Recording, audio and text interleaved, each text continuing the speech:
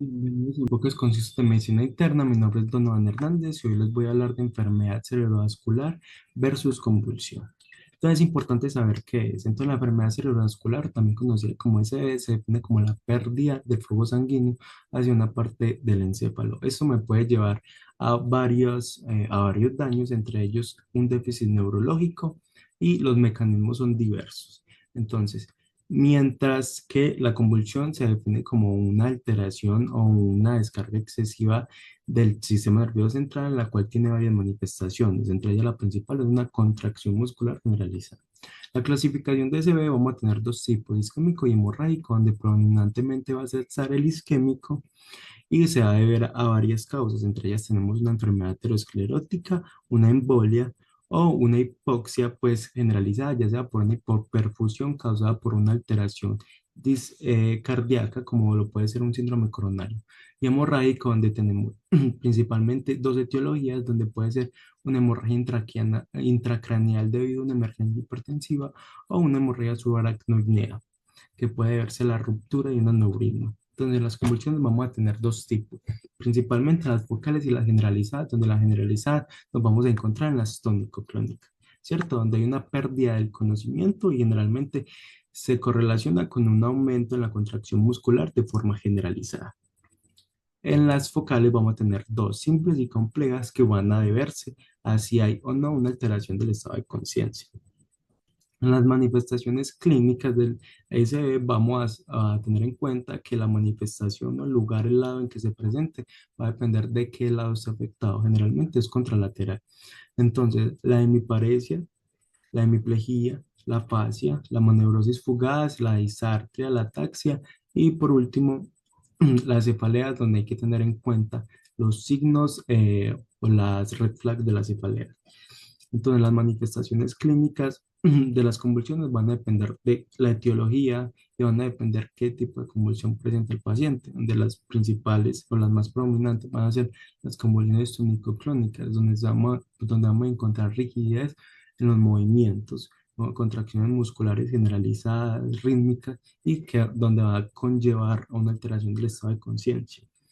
En las otras podemos encontrar como convulsiones atónicas, donde hay una pérdida del tono muscular y convulsiones de ausencia, hay una pérdida del conocimiento, pero sigue los movimientos automatizados, como sería el parpadear.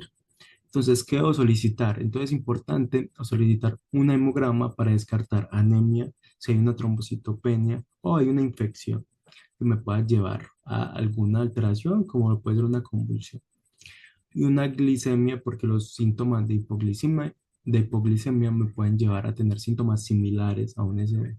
Perfil de coagulación para ver si hay una alteración o hay un aumento en la velocidad de la coagulación que me pueda conllevar a un ACV isquémico, un perfil lipídico, porque también se puede ver una enfermedad aterosclerótica y para determinar los factores de riesgo, los electrolitos porque nos pueden ayudar a dirigir el tratamiento y para que tenga un mejor pronóstico si hay una alteración ya sea del sodio o el potasio, la función renal porque nos indicaría si hay que ajustar la dosis de los medicamentos durante el tratamiento, las troponinas porque tenemos que hacer una correlación, porque también puede haber una coexistencia de una CB y de un síndrome coronario. Y también las ayudas inmunológicas, súper importante, como sería el TAC y la resonancia magnética para diferenciar si es isquémico o hemorrágico. Entonces, el tratamiento justamente va a depender si es isquémico o hemorrágico, donde tenemos que la terapia trombolítica, hay una ventana terapéutica de 4.5 horas, donde en estas primeras 4.5 horas sería lo fundamental y lo ideal de realizar pues esta terapia. También tenemos la trombectomía mecánica y en el S hemorrágico importante mantener la presión arterial para que no haya esa hipoperfusión, pues que al final llega, cirugía y para hacer una intervención endovascular al paciente. En las convulsiones es importante las medidas de soporte, como la posición de seguridad del paciente, asegurar que la vía aérea esté permeable y proteger al paciente de que sufra lesiones, como por ejemplo un TEC. Entonces, también podemos aplicar anticonvulsivantes de rescate, como podría ser las benzodiazepinas, que solamente se le aplican si el paciente lleva más de 5 minutos convulsionando, o si hay una recurrencia sin que haya recuperación del estado de conciencia. Y obviamente corregir la causa subyacente de las convulsiones. Entonces, es importante, como conclusiones tenemos que indagar adecuadamente, ya sea al acompañante, generalmente porque en este caso hay pérdida de la conciencia, la aparición y duración de los síntomas, cómo se presentaron, qué estaba haciendo, qué otros síntomas asociados tenía, náuseas, vómito, tenía dolor de cabeza antes de iniciarle.